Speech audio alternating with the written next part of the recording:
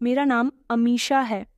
खुशी से मेरे पैर ज़मीन पर नहीं थे क्योंकि आज मेरी शादी होने जा रही थी और एक ऐसे इंसान के साथ होने जा रही थी जिसे मैं पसंद करती थी, जिसको मैंने बड़ी मुश्किल से हासिल किया था। मैं अपने ऑफिस में काम करने वाले राजीव नाम के लड़के से बहुत प्यार करती थी। राजीव और मेरी मुलाकात तब हुई थी जब मैंने नौकरी पर जाना शुरू किया था। नौकरी करने का मुझे बहुत शौक था, इसलिए मैंने अपने मम्मी पापा से कहा था कि मैं जॉब करना चाहती हूँ। हम सिर्फ 4 बहनें थीं। मेरे घर में सभी की शादी हो चुकी थी और सब लोग अपनी अपनी खुशहाल जिंदगी गुजार रही थीं। मेरे मम्मी पापा ने कभी मुझे भी किसी चीज़ के लिए नहीं तरसाया था, हमेशा मुझे बहुत खुश रखा था।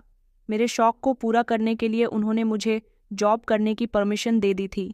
जब मैं जॉब करने के लिए गई तो मैंने देखा था कि वहाँ पर एक एम्प्लॉय काम करता था। उसका नाम राजीव था। धीरे धीरे हम दोनों एक दूसरे को पसंद करने लगे थे। हम दोनों की सैलरी भी सेम थी क्योंकि वह मुझसे 2 महीने पहले नौकरी ज्वाइन कर चुका था। मुझे वहाँ पर नौकरी करते हुए 3 महीने गुजर गए थे। हम दोनों की अच्छी खासी फ्रेंडशिप हो गई थी। हम दोनों एक दूसरे को बहुत चाहने लगे थे और चाहते थे कि हम दोनों की शादी एक दूसरे के साथ हो। मैं राजीव से शादी के लिए कहती थी क्योंकि मैं जानती थी कि मेरे घर में अब मेरी ही शादी का नंबर है। राजीव कहता था कि मेरे घर में मेरे अभी 2 भाई और हैं, पहले उनकी शादी हो जाए, उसके बाद मैं अपनी शादी करूंगा, क्योंकि उसे अच्छा नहीं लगता कि छोटा भाई बड़े भाइयों की शादी से पहले अपनी शादी की बात घर में करे। और वैसे भी मैं अपनी माँ का एक बहुत संस्कारी और आज्ञाकारी बेटा हूँ। दोनों भाइयों का रिश्ता लगा हुआ है। उन दोनों की शादी 6 महीने बाद होगी। जब उनकी शादी हो जाएगी तो मैं अपने रिश्ते की बात कर लूँगा। उस समय मेरे लिए रिश्ते की बात करना बिल्कुल ठीक होगा। राजीव की बात से मैं भी सहमत थी। जब माँ अपने घर में आई तो मुझे पता चला कि मेरे पेरेंट्स भी मेरे लिए रिश्ता देख रहे हैं। मैंने अपने पेरेंट्स से कहा था कि मैं अभी शादी नहीं करना चाहती। मैं अभी कुछ टाइम और जॉब करके अपना शौक को पूरा करना चाहती हूँ। मगर मेरे पेरेंट्स कहने लगे कि अब तुम्हें जॉब करते हुए 3 महीने गुजर गए और वैसे भी हमने तुम्हारे लिए जिस लड़की को पसंद किया है वह बहुत खुले आज़ाद माहौल का है। उसके घर में तुम्हें किसी तरह की रोक टोक का सामना नहीं करना पड़ेगा। वो लोग तुम्हें जॉब करने की भी परमिशन देंगे। अपने पेरेंट्स की बात सुनकर मुझे खामोश होना पड़ गया था, क्योंकि अब मैं अपनी जॉब का भी बहाना नहीं कर सकती थी। मेरे पेरेंट्स चाहते थे कि 6 महीने के अंदर अंदर मेरी शादी हो जाए। मैं चाहती थी कि 6 महीने किसी तरह से पूरे हो जाएं और राजीव के भाइयों की जैसे ही शादी हो उसके बाद राजीव अपनी फैमिली से मेरे बारे में बात करे। लेकिन ऐसा पॉसिबल नहीं हो रहा था। हम दोनों बहुत परेशान हो गए थे। एक दिन मैं ऑफिस से आकर बहुत रोने लगी थी क्योंकि मेरे मम्मी पापा ने मुझे बताया था कि उन्होंने मेरी एंगेजमेंट की डेट फिक्स कर दी है। जब उन्होंने मुझे रोता हुआ देखा तो वो लोग बहुत परेशान हुए और कहने लगे कि तुम किस बात के लिए रो रही हो। तो मैंने उनको पूरी बात बता दी थी क्योंकि अब मैं उनसे कुछ भी नहीं छुपा सकती थी। वह मेरी मर्जी के खिलाफ जाकर मेरी एंगेजमेंट करवा रहे थे। जब उनको पूरी बात पता चली तो मेरे पापा ने मुझे गले से लगा लिया और कहने लगे कि बेटा, अगर तुम अपनी मर्जी हमें पहले बता देती तो शायद हम तुम्हारा रिश्ता इस लड़के के साथ तय न करते। अच्छा ठीक है, तुम हमें उस लड़के के बारे में बताओ जिसे तुम पसंद करती हो। मैंने राजीव का फोटो अपने मम्मी पापा को दिखाया तो उनको राजीव बहुत पसंद आया था। उन्होंने कहा था कि हम एक बार राजीव से मिलना चाहते हैं। मैंने राजीव से बात करके उससे कहा था कि वह मेरे पापा से बात कर ले। मेरे पापा उससे मिलना चाहते हैं। राजीव मेरे पापा से मिलने के लिए तैयार हो गया था। उसने मेरे पापा से मिलकर बात की थी कि वह अभी मेरे बारे में अपनी फैमिली से बात नहीं कर सकता। राजीव से मिलकर और राजीव के बारे में सब कुछ जानकर मेरे पापा बहुत खुश तो हुए थे, मगर मेरे पापा का कहना था कि अभी उसकी सैलरी बहुत कम है। हमें लगता है कि वह अपनी सैलरी से तुम्हारे साथ गुजारा नहीं कर सकता। मगर मैंने अपने पापा को भरोसा दिलाया था कि मैं राजीव के साथ जैसे तैसे गुजारा कर लूँगी। फिलहाल मेरा रिश्ता जहाँ पर मेरे पेरेंट्स ने लगाया था वहाँ से ख़त्म कर दिया था और अब मैं बहुत खुश थी कि राजीव के भाइयों की जैसे ही शादी हो जाएगी वह अपने घर पर मेरे बारे में बात करेगा। जैसे तैसे 6 महीने गुजर गए थे और राजीव ने जब अपने मम्मी पापा से मेरे बारे में बात की तो उन लोगों ने एक बड़ी ही अजीब बात कही थी। उन्होंने कहा था कि हमने तो तुम्हारे लिए पहले ही लड़की तलाश कर ली थी, मगर तुम्हें बताया नहीं था। राजीव यह बात सुनकर आग बबूला हो गया था। वह अपने पेरेंट्स पर बरसने लगा और कहने लगा कि मैं शादी करूंगा तो अमीशा से ही करूंगा। वह मुझे बहुत अच्छी लगती है, मैं उससे बहुत प्यार करता हूँ।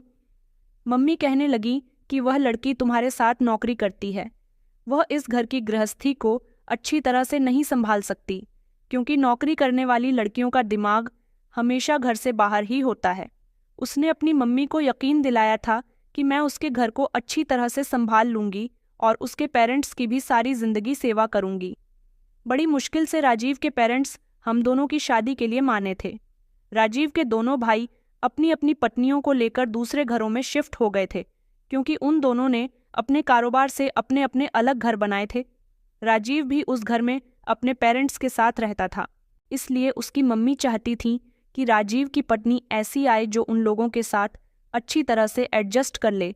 और जब राजीव के दोनों भाइयों की शादी हुई थी तो यह बात पहले ही तय हो गई थी कि वह दोनों भाई शादी के 2 महीने बाद ही अपनी अपनी पत्नियों को लेकर दूसरे घरों में चले जाएंगे।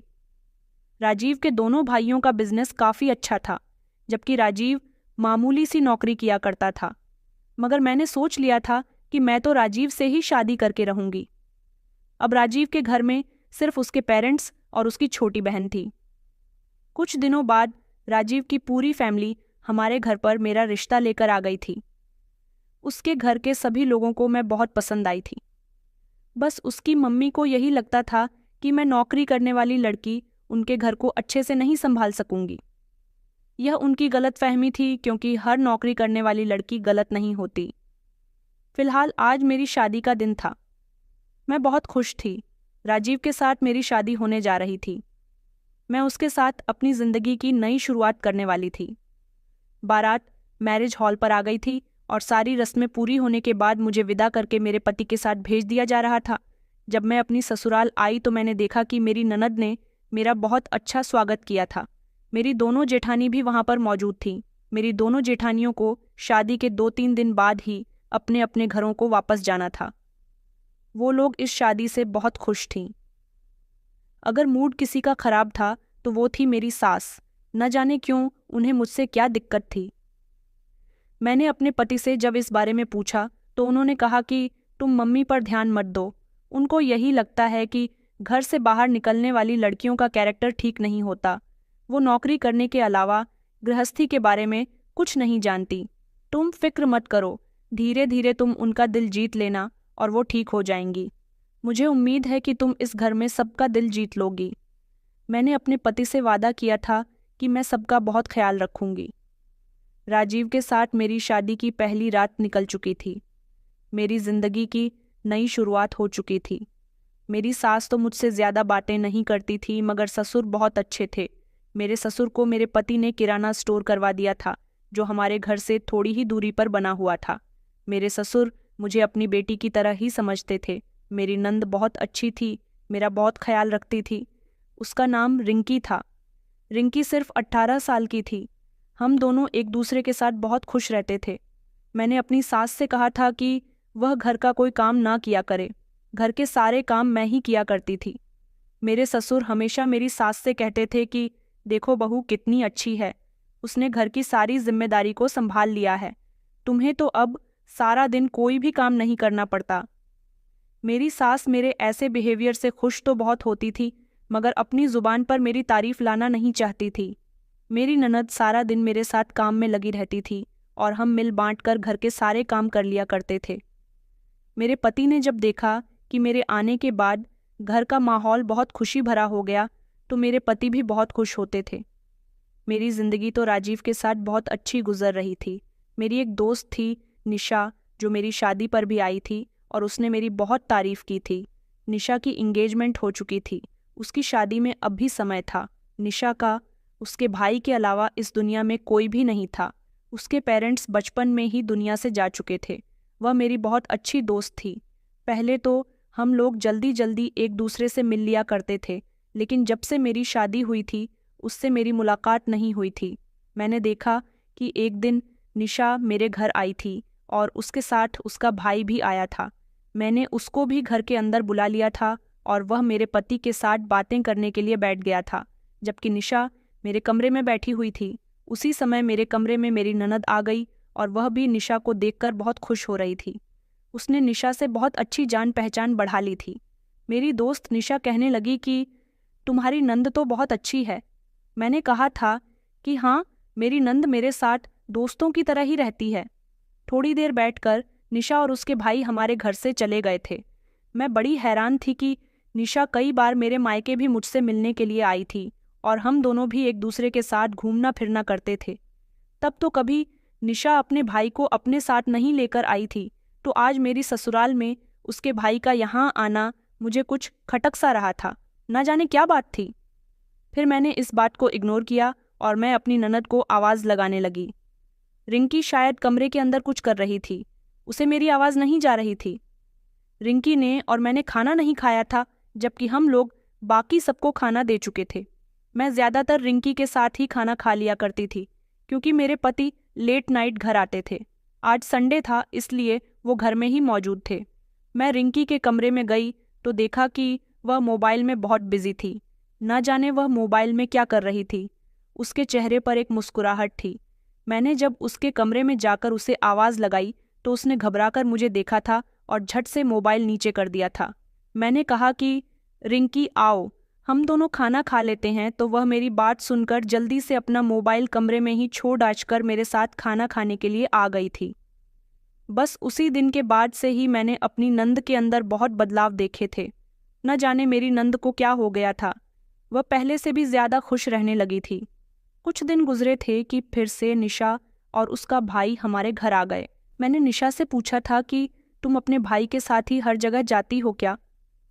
तो वह कहने लगी कि नहीं नहीं, मैं जब भी तुम्हारे यहाँ आने के लिए कहती हूँ तो मेरा भाई कहता है कि चलो, मैं अपनी गाड़ी पर तुम्हें अमीशा के घर छोड़ देता हूँ। यहीं आसपास उसके दोस्त का भी घर है, वह मुझे यहाँ लेकर आ जाता है। मैंने कहा चलो, अच्छा है, इस बहाने तुम भी जल्दी जल्दी मेरे ससुराल आती रहती हो। थोड़ी देर अपने दोस्त के पास बैठने के बाद उसका भाई फिर से हमारे घर पर आ गया था। इस बार मेरे पति घर पर मौजूद नहीं थे, तो मैंने उन दोनों को अपने कमरे में बिठा दिया था। मैं जल्दी से किचन में जाकर निशा और उसके भाई के लिए चाय पानी का इंतज़ाम करने लगी। उस समय मेरी सास पड़ोस में गई हुई थी और मेरे ससुर अपनी दुकान पर थे। सिर्फ मेरी ननद और मेरे अलावा घर में कोई भी नहीं था।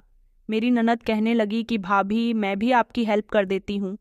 इस तरह वो मेरे साथ नाश्ता तैयार करने लगी और उसके बाद वो जल्दी जल्दी सारा नाश्ता लेकर मेरे कमरे में जाने लगी।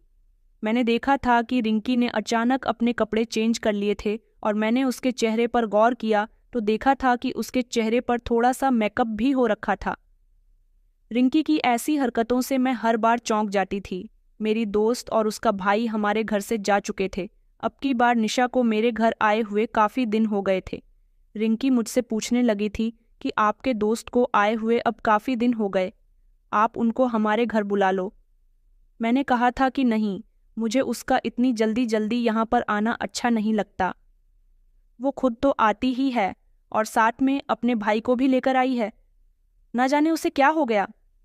पहले तो वह अपने भाई को लेकर नहीं आई थी। रिंकी मेरी बात पर खामोश हो गई थी, लेकिन बदलाव तो मुझे रिंकी के अंदर भी बहुत लग रहे थे। वह हमेशा अपने मोबाइल में लगी रहती थी। पहले वह मेरे साथ घर के काम में बिजी रहती थी, लेकिन अब वह ज़्यादातर अपने कमरे में बंद रहती थी और जब कमरे से बाहर निकलकर आती तो मोबाइल में ना जाने क्या टाइप करती रहती थी। हाँ, लेकिन वह बहुत खुश थी। मैंने सोचा कि चलो अच्छा है, मेरी ननद खुश रहती है। अब तो वह मेरे साथ भी वक्त कम गुजारती थी। कई दिन इसी तरह से गुजर गए।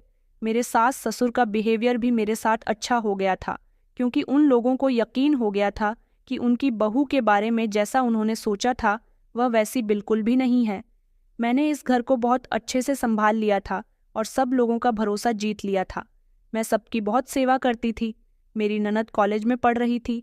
पहले वह कभी कभी कॉलेज जाया करती थी, लेकिन अब मैंने देखा था कि वह रेगुलर ही कॉलेज जा रही थी और वह बहुत अच्छे से बन संवर कर कॉलेज जाने लगी थी। मुझे उसकी हरकतें बड़ी ही अजीब लगने लगी थीं। एक दो बार मैंने उससे पूछने की भी कोशिश की थी कि आखिर उसके अंदर बदलाव आने का क्या मकसद है, तो उसने कहा था कि भाभी, आप गलत सोच रही हो, मेरे अंदर कोई बदलाव नहीं आए हैं। मैं तो बिल्कुल पहले के जैसी ही हूँ। जब से मेरी शादी हुई थी मैं अभी तक अपने मायके नहीं गई थी। अब की बार मैंने सोचा था कि मैं पूरे 1 हफ्ते के लिए अपने मायके जाऊंगी। मेरे सास ससुर और पति ने तो मुझे मायके जाने की परमिशन दे दी थी। मैं बहुत खुश थी और अपने मायके में पूरा 1 हफ्ता गुजार कर आई थी। लेकिन जब मैं वहाँ से आई तो मैंने देखा कि रिंकी बहुत उदास उदास से थी। मैंने अपनी सास से भी पूछा था कि रिंकी को क्या हुआ है। मेरी सास ने कहा था कि ना जाने उसे क्या हो गया, बस कॉलेज से आने के बाद इसी तरह खामोश अपने कमरे में पड़ी रहती है। अब तो घर का भी कोई काम नहीं करती। एक दिन मैं अचानक अपनी ननद के कमरे में चली गई तो मैंने देखा था कि वह बुरी तरह से रो रही थी। जब मैंने उसे रोते हुए देखा और उससे सवाल किया कि तुम क्यों रो रही हो, तो वह साफ मुकर गई और कहने लगी कि मेरी आंख में कुछ आ गया था, मैं रो नहीं रही हूँ। मेरी ननद अब मुझसे हमेशा झूठ बोलने लगी थी। पहले उसके अंदर खुशी भरे बदलाव थे और अब उसके अंदर गम भरे बदलाव थे। न जाने क्यों वह मौसम की तरह बदलती रहती थी। मैं तो उसके ऐसे बदलने पर बहुत परेशान थी। वह जैसी दिखती थी ऐसी बिल्कुल भी नहीं थी, क्योंकि शुरू से ही वह ज़्यादातर अपने घर में रही थी। बाहर की दुनिया उसने ज़्यादा देखी हुई नहीं थी। वह बहुत मासूम और भोली थी। मेरे साथ भी वह बिल्कुल बहनों की तरह रहती थी। अपनी हर बात मुझसे शेयर करती थी। लेकिन जब से वह ज़्यादा खुश रहने लगी थी, तब से उसने मुझे अब तक अपने बारे में कुछ भी नहीं बताया था। मैं अपनी ननद की तरफ से बहुत परेशान रहने लगी थी। मेरी नज़रें अब अपनी ननद पर ही जमी रहती थीं। एक बार तो घर में हड़कंप मच गया जब मेरे ससुर ने बताया कि उनके कुर्ते की जेब से 5,000 रुपये चोरी हो गए। मेरी सास घबरा गई। उन्होंने मेरे ससुर से कहा कि घर के घर में ही आपके पैसे कैसे चोरी हो सकते हैं? आपके पैसे ज़रूर किसी ने घर से बाहर ही चोरी किए हैं। मेरे ससुर कहने लगे कि नहीं, मुझे अच्छी तरह से याद है। मैं अपनी दुकान से जब आया था तो मेरे कुर्ते की जेब में पूरे 5,000 रुपये रखे हुए थे और मैंने अपने कुर्ते को हैंग कर दिया था। लेकिन अब मैंने अपना कुर्ता पहनने के लिए निकाला और उसकी जेब में हाथ डाला तो उसमें 1 रुपया भी मौजूद नहीं है। यह बात तो जैसे तैसे खत्म हो गई थी, क्योंकि मेरी सास को और हम सबको भी यही लगता था कि मेरे ससुर के पैसे ज़रूर या तो वह कहीं रख कर भूल गए या फिर घर से बाहर ही किसी ने निकाल लिए हैं। लेकिन 2-3 दिन बाद मेरा यह शक भी दूर हो गया था, क्योंकि मेरे पति के वॉलेट से भी पैसे चोरी हो गए थे और मेरे पति का भी यही कहना था कि वह ऑफिस से जब घर आए थे तब उनके पर्स में 20,000 थे। लेकिन अब जब वह वॉलेट चेक कर रहे हैं तो उनके वॉलेट में सिर्फ 100 का नोट पड़ा हुआ है। हम सारे ही घर वाले इस बात से बड़े हैरान हो रहे थे कि आखिर घर के घर में से ही हम लोगों के पैसे निकलकर कहाँ जा रहे थे। मेरी ननद ही ना जाने कहाँ खोई खोई रहती थी। अब हम लोगों को अपने पैसे अपने ही घर में बहुत संभल कर रखने पड़ रहे थे। एक रात अचानक से मेरे पेट में बहुत तेज दर्द होने लगा। बेचैनी की वजह से मुझे नींद नहीं आ रही थी और मैं अपने कमरे में इधर से उधर टहलने लगी। फिर मैंने सोचा कि कमरे से बाहर निकलकर टहल लेती हूँ, कभी मेरे पति की नींद खराब हो। मैं धीरे धीरे कमरे का दरवाज़ा खोलकर आंगन में आ गई थी, लेकिन अचानक मेरी नज़र मेरी ननद की तरफ गई। यह देखकर मेरे होश उड़ गए थे कि मेरी ननद के हाथ में पैसे थे और वो मेरे सास ससुर के कमरे से निकल रही थी। रिंकी ने जैसे ही मुझे बाहर देखा तो वो बहुत घबरा गई और उसने पैसे अपने दुपट्टे की आड़ में कर लिए। मैंने कहा कि रिंकी, तुम इस समय क्या कर रही हो? सोई नहीं हो अभी तक? तो वो कहने लगी कि भाभी, मुझे नींद नहीं आ रही थी, तो मैंने सोचा कि मैं मम्मी पापा के कमरे में जाकर कुछ देर बैठ जाती हूँ। मैंने कहा, तुम्हें तो पता है कि इस टाइम सब लोग सो रहे होते हैं। तो वो घबराती हुई आवाज़ में कहने लगी कि जी, मुझे लगा कि जैसे मैं जाग रही हूँ इसी तरह मेरे मम्मी पापा भी जाग रहे होंगे। यह कहकर और मुझसे नज़रें चुराकर वो अपने कमरे में चली गई थी। अब मैं समझ गई थी कि आखिर घर में पैसे कौन चोरी कर रहा था। मैंने सोच लिया था कि सुबह मैं अपनी ननद की शिकायत सब लोगों के सामने ज़रूर करूँगी और उससे भी पूछूंगी कि आखिर वो मेरे सास ससुर के कमरे से पैसे क्यों निकाल कर ला रही थी। मैं दवाई खाकर सो गई थी। मुझे सुबह होने का इंतज़ार था, लेकिन मैं नहीं जानती थी कि अगली सुबह मेरे लिए कितनी खतरनाक साबित होने वाली है।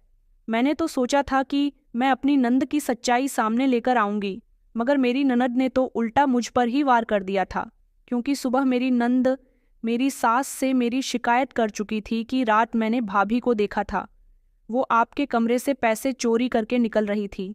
क्योंकि सुबह सवेरे मेरी सास को पता चला था कि उनके पर्स से पैसे चोरी हो गए। जब मेरी सास इस बात का हंगामा करने जा रही थी और इस बारे में सबसे पहले उन्होंने अपनी बेटी को बताया, तो उसने सारा इल्ज़ाम मुझ पर लगा दिया था।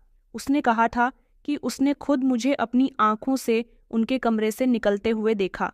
मेरी सास ने अपनी बेटी की बात पर यकीन कर लिया था और उन्होंने मेरे पति से मेरी शिकायत की।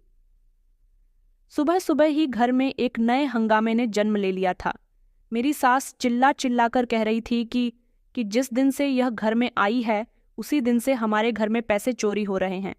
मैं अपने पति से कहने लगी कि मम्मी जी झूठ बोल रही हैं। मेरी सास कहने लगी कि रिंकी ने खुद तुम्हें अपनी आंखों से देखा है। रात के समय तुम जाग रही थी और हमारे कमरे का दरवाज़ा खुला हुआ देखकर तुम पैसे ही चोरी करके ले गई। मैंने अपने सास से कहा कि नहीं नहीं, रिंकी झूठ बोल रही है। मेरे पति ने भी यही कहा कि अमीशा को पैसे चोरी करने की क्या ज़रूरत है, अमीशा के पास तो पहले ही काफ़ी पैसे रहते हैं। मेरी सास कहने लगी कि तू नहीं जानता ऐसी लड़कियों को, जब यह नौकरी करती है तो इन्हें सुकून रहता है। अब तेरी पत्नी नौकरी नहीं करती ना, इसलिए उसे तेरे दिए हुए पैसे कम लगते होंगे, तभी तो उसने चोरी करनी शुरू कर दी। मैं रो रो कर कह रही थी कि रिंकी मुझ पर इल्ज़ाम लगा रही है, मगर मेरी सास का यही कहना था कि पैसे तुम ही चोरी करती हो, क्योंकि हमारे घर में कभी पैसे चोरी नहीं हुए। मेरे ससुर कहने लगे कि बहू, मुझे तुमसे ऐसी उम्मीद नहीं थी। मेरी नन्ही, झूठ बोलकर मुझे सबकी नज़रों में शर्मिंदा कर दिया था, लेकिन मेरे पति को अभी भी इस बात पर यकीन नहीं आ रहा था। यह हंगामा थमा तो मेरे पति ऑफिस चले गए थे।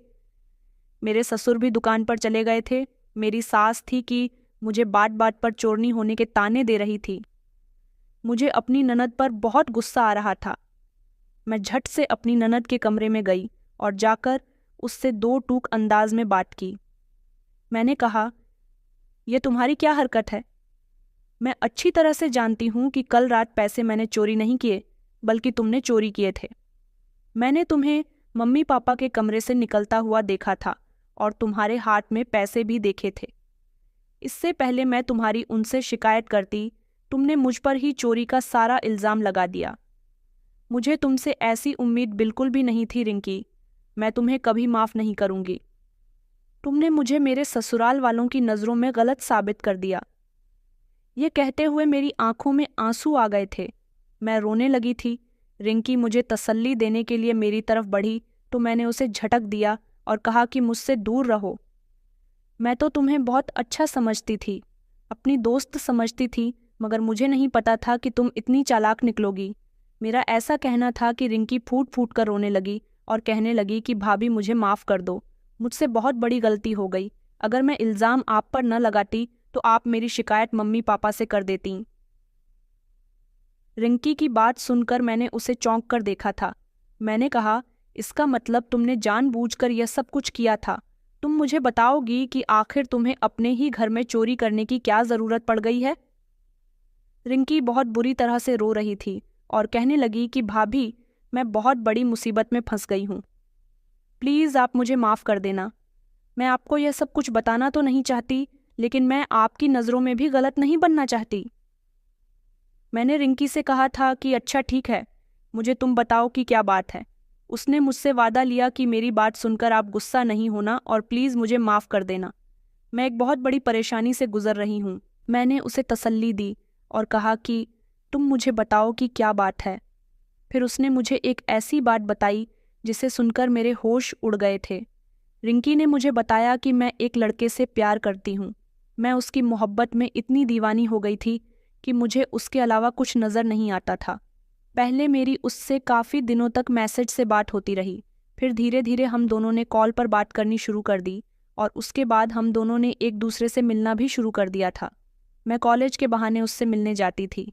एक दिन उसने मेरे साथ अपने फ़ोटो क्लिक कर लिए और कहने लगा कि मैं तुम्हारी फ़ोटो अपनी बहन को दिखाना चाहता हूँ। एक दिन उसने मुझसे कहा था कि अच्छी तरह से तैयार होकर आना, मैं तुम्हें अपनी बहन से मिलवाना चाहता हूँ ताकि वह हम दोनों का रिश्ता तय कर सके। मैं अच्छी तरह से तैयार होकर चली गई थी। वह मुझे एक घर में ले गया और वहाँ जाने के बाद उसने मुझे ड्रिंक पीने के लिए दी। कहने लगा कि तुम ड्रिंक पियो, मेरी बहन आती ही होगी। मैंने ड्रिंक पीने के बाद जैसे ही गिलास टेबल पर रखा तो अचानक मेरा दिमाग चकराने लगा और मेरी आंखों के सामने अंधेरा आने लगा। उस समय मैं बेहोश हो गई थी और फिर मुझे याद ही नहीं रहा कि मेरे साथ क्या हुआ। जब मुझे होश आया तो मैंने देखा कि वहां पर कोई भी मौजूद नहीं था। मेरी समझ नहीं आ रहा था कि मेरे साथ क्या हुआ है। मैं बार बार उसको आवाज़ लगा रही थी मगर वह मुझे कहीं भी नजर नहीं आया। मैं बहुत घबरा गई। मैंने जल्दी से अपना बैग उठाया और मैं वहां से वापस आ गई थी। उस दौरान आप अपने मायके गई हुई थीं। मैं गहरी सोच में बैठी हुई थी जब अचानक मेरे मोबाइल पर एक नोटिफिकेशन आया। मैंने देखा तो मेरे पास उसके नंबर से एक वीडियो आया था। मैंने वीडियो जैसे ही खोलकर देखा तो मेरे पैरों तले से ज़मीन निकल गई थी, क्योंकि उस वीडियो में मैं बेहोश पड़ी हुई थी और मेरे शरीर पर कपड़े भी नहीं थे। मेरे शरीर के एक एक अंग की वीडियो बनी हुई थी और वह वीडियो मैं बड़ी गौर से देख रही थी। मेरी आंखों से आंसू निकल रहे थे कि जिस पर मैं इतना भरोसा करके उससे मिलने गई थी, उसने मेरे साथ ये सब कुछ किया। मैंने उसे कॉल किया और कॉल करके कहा कि तुम बहुत ही घटिया इंसान हो, मैं तो तुमसे प्यार करती थी, तुमने मेरे साथ यह अच्छा नहीं किया, जल्दी से वीडियो डिलीट कर दो। तो वह कहने लगा कि यह वीडियो डिलीट नहीं होगी। अगर तुमने कोई होशियारी दिखाने की कोशिश की तो मैं यह वीडियो वायरल कर दूंगा, और तुम जानती हो कि यह वीडियो वायरल होने से तुम्हारी कितनी बदनामी होगी। मैंने उससे कहा, तुम क्या चाहते हो, प्लीज़ मेरी वीडियो डिलीट कर दो। तो वह कहने लगा कि मुझे पैसों की ज़रूरत है, तुम मुझे पैसे देती रहो, मैं तुम्हारी वीडियो डिलीट कर दूंगा। उस दिन के बाद से उसने मुझे ब्लैकमेल करना शुरू कर दिया। कभी वह मुझसे 5,000 रुपये मांगता था, तो कभी 20,000 मांगता था, तो कभी 40,000। मेरे पास से जब पैसे खत्म हो गए तो मैंने घर में ही चोरी करनी शुरू कर दी। आखिर मैं उसे पैसे कहाँ से लाकर देती? मैं किसी को इस बारे में बता भी नहीं सकती थी कि मैं उससे मिलने के लिए गई थी। घर वाले मेरे बारे में क्या सोचते कि जिन्होंने मुझ पर इतना भरोसा किया, मैंने किसी से प्यार करके उनके भरोसे को चकनाचूर कर दिया। रिंकी कहने लगी, इतने सारे पैसे लेने के बावजूद भी वह मुझे अभी तक ब्लैकमेल कर रहा है। रिंकी की बात सुनकर मेरी आंखों में आंसू आ गए थे। मैं उसे तसल्ली देने लगी। मैंने कहा कि तुम फिक्र मत करो, मैं तुम्हारी मदद करूंगी। बताओ कि वह लड़का कौन है और कहाँ रहता है। रिंकी फिर से रोने लगी और कहने लगी कि भाभी, मुझे माफ़ कर दो। वह लड़का कोई और नहीं बल्कि आपकी दोस्त निशा का भाई है। उसकी बात सुनकर तो मैं चौंक गई थी। मैंने कहा, निशा का भाई तुम्हारे साथ यह सब कर रहा है? तो वह कहने लगी कि हम दोनों ने एक दूसरे को आपकी शादी वाले दिन देखा था, तभी से ही उसकी नज़र मुझ पर पड़ गई थी और वह मुझे फॉलो करने लगा था। यही वजह है कि वह अपनी बहन के साथ बार बार यहाँ पर आता था और हम दोनों चोरी चुपके एक दूसरे से थोड़ी बहुत बात भी कर लिया करते थे। इसके बारे में ना कभी आपको पता चला और ना ही आपके दोस्त को। मैंने रिंकी से कहा कि रिंकी, तुमने कितनी बड़ी गलती कर दी है तुम्हें। इस बारे में मुझे तो बताना चाहिए था, तुमने उल्टा मुझ पर ही चोरी का इल्ज़ाम लगा दिया। रिंकी कहने लगी कि भाभी, मुझे माफ़ कर दो, प्लीज़ मुझे उस इंसान से बचा लो। मैंने कहा कि अच्छा ठीक है, चलो अब तुम मुझसे मिलने जाना, मैं तुम्हारी मदद करूँगी। मेरी सास का बिहेवियर मेरे साथ बिल्कुल भी ठीक नहीं था और अब मैंने सोच लिया था कि मुझे रिंकी को किसी न किसी तरह इस दलदल से निकालना ही होगा, क्योंकि वह इंसान उसको बार बार ब्लैकमेल कर रहा था। अगले दिन रिंकी ने उसे पैसे देने के लिए मिलने के लिए कहा था। उसने उसे इसी घर में बुलाया था जिस घर में उसने रिंकी की वीडियो बनाई थी। वह हर बार उसे वहीं पर बुलाया करता था। मैंने रिंकी को भेज दिया था और मैं उसका पीछा करने लगी थी। मैंने पुलिस को भी फ़ोन कर दिया था। रिंकी उस घर के अंदर चली गई। मैं भी चोरी चुपके वहाँ चली गई थी। रिंकी ने उसे पैसे दिए और वह रोते हुए कहने लगी कि अब तो मेरी वीडियो डिलीट कर दो, मैं तुम्हें अब तक ना जाने कितने पैसे दे चुकी हूँ। तो वह कहने लगा कि ऐसा नहीं हो सकता, अभी तो मुझे तुमसे काफ़ी बिजनेस करना है, काफ़ी सारे पैसे इकट्ठे करने हैं, मेरा तो यही काम है। मैं इसी तरह किसी न किसी लड़की को फंसा लेता हूँ और फिर उसकी वीडियो बनाने के बाद उसे ब्लैकमेल करता रहता हूँ। मेरी ननद कहने लगी कि तुम इतने गिरे हुए इंसान हो, मैं नहीं जानती थी तुम लड़कियों की मजबूरी का फ़ायदा उठाते हो, भगवान तुम्हें इसकी सज़ा ज़रूर देगा। जब मेरी ननद ने ऐसा कहा तो उसे गुस्सा आ गया और उसने मेरी ननद को थप्पड़ मारने के लिए जैसे ही अपना हाथ उठाया तो मैंने उसका हाथ पकड़ लिया। मुझे देखकर वो चौंक गया था। उसे लगा था कि हर बार की तरह रिंकी अकेले ही उससे मिलने के लिए आई होगी। मैंने उससे कहा कि बस बहुत हो गई तुम्हारी होशियारी, अब तुम्हारी यह होशियारी नहीं चलेगी। निशा का भाई निखिल जोर जोर से चिल्लाने लगा। मोबाइल उसकी जेब में था। हमें किसी भी तरह उसकी जेब से मोबाइल निकालना था। मैंने रिंकी को इशारा दिया और मैंने उसे जोरदार धक्का दे दिया। जब वह जमीन पर गिर गया तो मैंने जल्दी से उसे मजबूती से पकड़ लिया और मैं रिंकी से कहने लगी कि इसके पॉकेट से मोबाइल निकाल लो। रिंकी उसके पॉकेट से मोबाइल निकालने लगी। वह बहुत हाथ पैर मार रहा था। वह मर्द था और हम दोनों लड़कियां थीं, इसलिए उसे कंट्रोल कर पाना हमारे लिए बहुत मुश्किल हो रहा था। पुलिस अभी तक नहीं आई थी। वह कहीं भाग ना जाए, इसलिए हम दोनों को उसे जैसे तैसे पकड़कर रखना था। उसने अपनी ताकत दिखाते हुए हम दोनों को धक्का दे दिया। मोबाइल रिंकी के हाथ लग चुका था। वह जल्दी से रिंकी के ऊपर लपका। उसने रिंकी को पकड़ लिया और उसके हाथ से मोबाइल छीनकर वह उसको मारने लगा। मैंने चारों तरफ देखा कि मैं किस तरह से रिंकी को बचाऊं, तो मुझे एक फ्लावर पॉट रखा हुआ नजर आया था। मैंने वहीं उठाकर उसके सिर पर दे मारा। उसके सर से खून निकलने लगा था। वह जोर जोर से चिल्लाने लगा था। फिर से रिंकी ने और मैंने उसके हाथ से मोबाइल छीन लिया, लेकिन वह अभी भी कमज़ोर नहीं पड़ा था। उसने हम दोनों को फिर से पकड़ने की कोशिश की। वह हमारे पीछे पीछे भागने लगा। फिर वह जल्दी से अलमारी की तरफ गया और उसने वहां से बंदूक निकाल ली थी। वह बंदूक हम दोनों की तरफ तान कर कहने लगा कि तुम दोनों ने अगर होशियारी दिखाने की कोशिश की तो अच्छा नहीं होगा, मैं तुम दोनों को यहीं पर मार दूंगा। वह कहने लगा कि जल्दी से मोबाइल मुझे दे दो, वरना अच्छा नहीं होगा। अब हम दोनों मजबूर हो चुके थे, लेकिन मैं फिर भी उससे मना कर रही थी कि मैं मोबाइल तुम्हें नहीं दूंगी। इस मोबाइल में रिंकी की ही नहीं, बल्कि ना जाने कितनी लड़कियों का राज छुपा हुआ है। तो उसने बंदूक मेरी तरफ तान दी और वो ट्रिगर दबाने ही वाला था कि इतनी ही देर में पुलिस आ गई और पुलिस ने उसे बंदूक सहित पकड़ लिया। हमने पुलिस को मोबाइल भी दे दिया था। इस तरह पुलिस ने हमें बचा लिया था।